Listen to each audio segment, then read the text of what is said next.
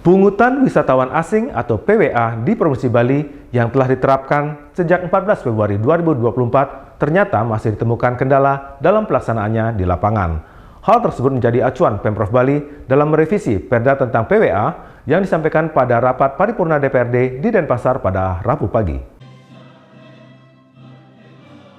Dalam rapat paripurna DPRD Provinsi Bali yang berlangsung di Denpasar pada Rabu pagi, disampaikan sejumlah agenda. Salah satunya ialah Raperda Provinsi Bali tentang perubahan atas Perda nomor 6 tahun 2023 tentang pungutan bagi wisatawan asing untuk pelindungan kebudayaan dan lingkungan alam Bali. Gubernur Bali, Wayan Koster, dalam sambutannya menyampaikan bahwa setelah kurang lebih setahun penerapan pungutan wisatawan asing sejak 14 Februari 2024, ternyata masih ditemukan kendala dalam pelaksanaannya di lapangan.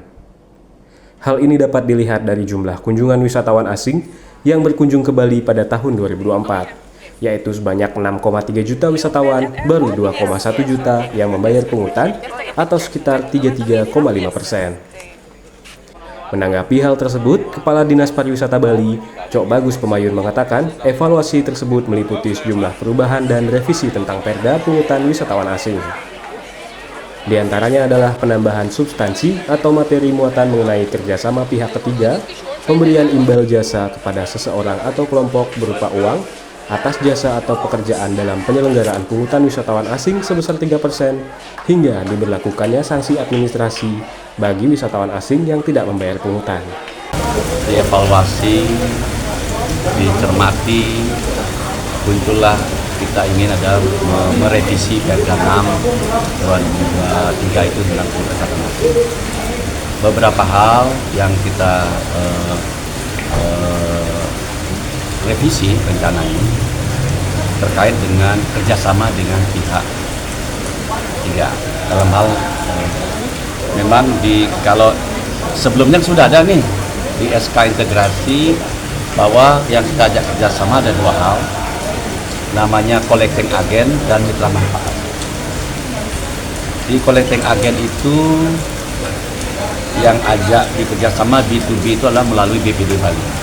BPD yang mengajukan ke kita. Kalau mitra manfaat yang memberi manfaat kepada pelaksanaan pungutan ini yang kita akan beri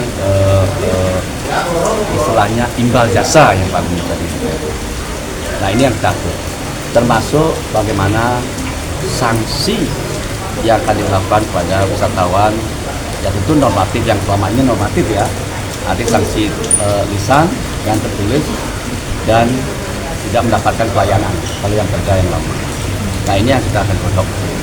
Untuk diketahui, penggunaan hasil pungutan bagi wisatawan asing dikatakan selain untuk pelindungan kebudayaan dan lingkungan alam, juga dipergunakan dalam peningkatan kualitas pelayanan dan penyelenggaraan kepariwisataan budaya Bali.